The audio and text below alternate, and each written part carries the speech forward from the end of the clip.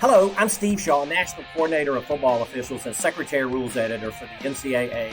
And today we're presenting our first preseason training video of 2023. And we're going to be focused on our 6 rule changes. We're going to hit a couple of impactful editorial changes.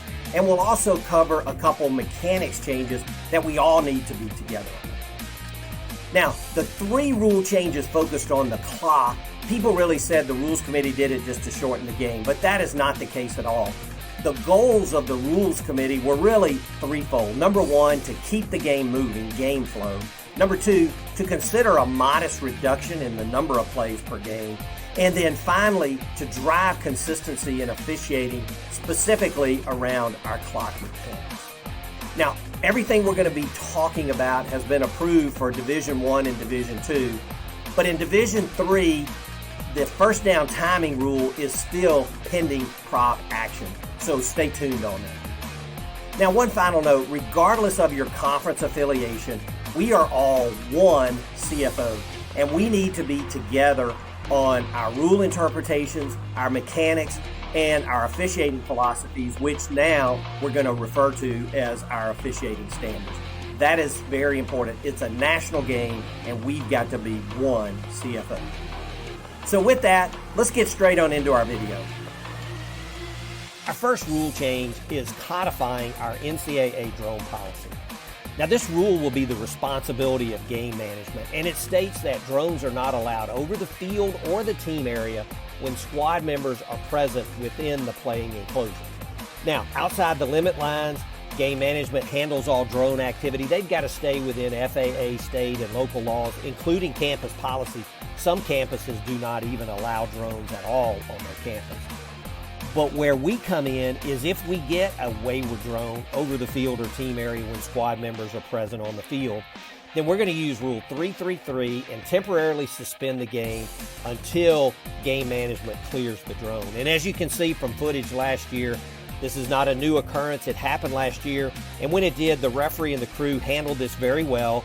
They stopped the game, and even though there was a significant delay, game management ultimately handled the drone, and we were able to resume play. Our second change gives us strong guidance around the halftime intermission. Now, our pregame warm-up rules are very prescriptive, but the book was mostly silent on halftime activities. And now we have defined procedures. First, game management will determine all timing of halftime activities and will determine when the field is available to the teams, but it must be available no later than 3 minutes prior to the second half kickoff. And when any squad member enters the playing enclosure during the halftime intermission, a staff member, not necessarily a coach, but a staff member from that team must be present on the field. And if kickers or other squad members come out before the field is available, then they have to stay in the team area. And if they have kickers out, they've got to kick into the practice kicking nets until the field is available. And then when the field becomes available as defined by game management, then we're going to divide the field into the L-shaped configuration, just like we do in pregame warm-ups where the 30-yard line becomes the L. And that's really to keep the teams separated. And one final note is when the field is available to players, whatever time the game management dictates, then at least 2 game officials must be present back on the field. Our next 3 rule changes all involve the clock and timing of the game. And so first we're making a change that if a penalty is accepted for a live ball foul during a down in which the game clock expires in a quarter, the period shall be extended for an untimed down only in the second or fourth quarter, not in the first or third. Now, this includes situations with offsetting fouls or inadvertent whistle. But if we do have a foul that's accepted at the end of the first or third quarter, we're not going to extend that quarter, but the penalty enforcement will be carried over to the following quarter. Now, the intent of this rule change is to limit additional plays in the game. Our next change in timing of the game is the clock status after first downs.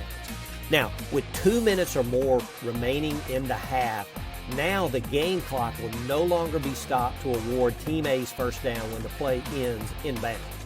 But with less than 2 minutes remaining in the second or fourth quarter, the game clock will be stopped to award Team A first down and will restart on the referee's signal. Now, this will have no impact when Team B is awarded a first down and will next snap the ball. The game clock will start on the snap there. And this is approved for Division I and Division II. As we noted earlier, we still are awaiting prop action for Division III. But while we're discussing this change, I want to discuss our mechanics and the adjustments from an officiating perspective that are necessary with this rule change. And so what we're saying is now the covering official will determine if the game clock is under 2 minutes when the play is ruled dead, and will have the primary responsibility to make the decision to stop the clock. And when in question, we want to stop the clock. And as a reminder, this is not reviewable in replay as far as stopping the clock or not stopping the clock as we approach 2 minutes in the half. Now, when the game clock is stopped to award Team A first down within the last 2 minutes of each half, the clock will be started by the referee, and we want to be consistent with this when the ball is ready for play.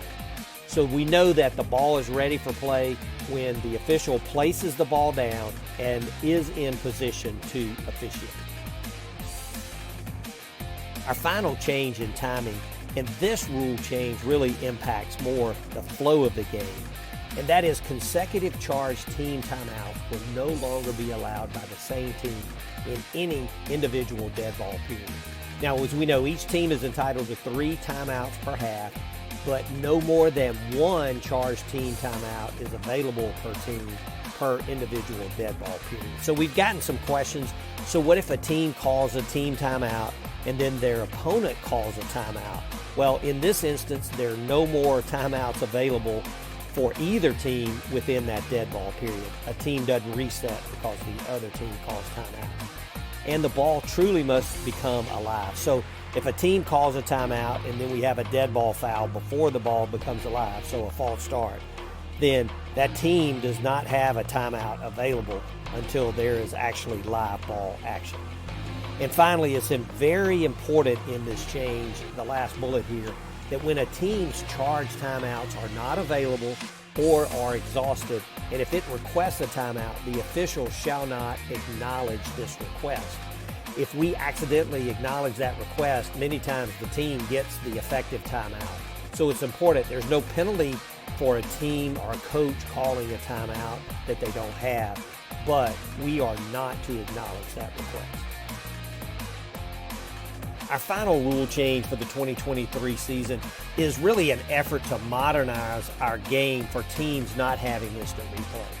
And so now the optional use of instant replay in games that do not have an instant replay booth official is permissible, but if used, it must be in full compliance with Rule 12 with the following exceptions.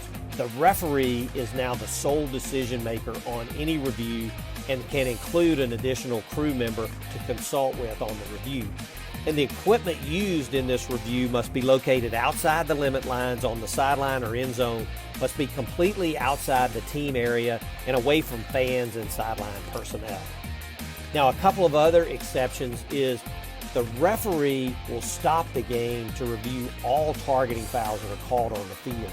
But the only other method to stop the game for a replay review is through a head coach challenge. And this is going to be the same as a head coach challenge in our current rule. And when the head coach does request a timeout for replay review, the challenge flag, we're going to use a challenge flag, it must be dropped onto the field of play. Now, other than targeting, the crew on the field may not initiate a replay review. It is only through a head coach challenge. And one final change is we're going to give the head coach the ability to initiate a targeting review. Since we don't have a booth official, and we know the booth official now can create targeting from the booth, since that booth official is not there, we're going to allow the coach to initiate a targeting review. But this is now a big reason for all officials, not just officials using replay, to understand completely Rule 12. Our first editorial change, we're going to take a look at a slight tweak to our blocking below the waist rule. Now, we know that Team B players aligned in a stationary position within 1 yard of the line of scrimmage within the tackle box may legally block below the waist in the tackle box on their initial line chart. All other Team B players are not allowed to block below the waist except against, the rule used to say, against a ball carrier. Now it's going to say runner. And we have to know the difference in the definition. So we know that a ball carrier is in possession of a live ball. A runner is in possession of a live ball or is simulating possession of a live ball. And as we look at the video here, we see the quarterback, he's going to fake a pitch to number 20, who appears ready to receive the pitch. And then number 2 of the defense is going to hit number 20 low. And so based on this editorial change, this is not a foul by the defender, as he went low against a pretended ball carrier. He went low against a runner, no foul. We have an editorial change on roughing or running into the kicker. And we know that when it's obvious that a scrimmage kick will be made, no opponent shall run into or rough the kicker or the holder of a place kick. And we know that also the kicker's protection under this rule ends with a few things. 1, when the kicker's had a reasonable time to regain their balance. Number 2, when the kicker carries or possesses the ball outside the tackle box before kicking. So that's 5 yards laterally either way. But now we're adding when the kicker carries or possesses the ball more than 5 yards behind their initial position from a scrimmage kick formation before kicking, then there can be no foul for roughing or running into the kicker. And we've got a video here, and we're going to see in this play the snap is directly over the head of the punter. 94 retreats, he picks up the ball, never leaves the tackle box, but he's contacted by a defender as he wheels and punts the ball. Now, similarly to the rule where you can't go 5 yards laterally, here 94 has retreated more than 5 yards and regained possession of the ball. So you cannot have a foul for roughing the kicker. You could still have a foul for personal foul against the kicker, but in this situation, we would have no foul for roughing. In our final slide, I want to talk about another mechanics change for the 2023 season, a change in positioning on field goals. Now note, this does not impact the try. We will have no position changes there. But on field goals, now the umpire, center judge, and side judge will line up on Team B's side of the ball. The umpire will have primary responsibility for action by and against the snapper and the 2 guards. The center judge and side judge will flank the umpire, with the side judge to the umpire's right and the center judge to the left. And they will observe action on and against the tackle and tight end on their side of the field. And if we get a tackle over situation, they'll take both tackles and their tight end. And as we look at the mechanogram of our new field goal positions, the intent of this change was to help us recognize and be alert to leverage, leaping, and pull and shoot fouls. Now, one final note, if we do get a block kick with a return by Team B, both the line judge and head line judge have primary responsibility for the goal line. Well, that's it for our video, and I hope this has been helpful as we kick our 2023 season into high gear. And I thank you up front for all your homework and strong preparation. It's important as we get ready to deliver a great season. One final reminder, we are all one CFO. You'll hear that term more and more. So let's stay together on our rule interpretation, mechanics, and officiating standards. We owe that to the game.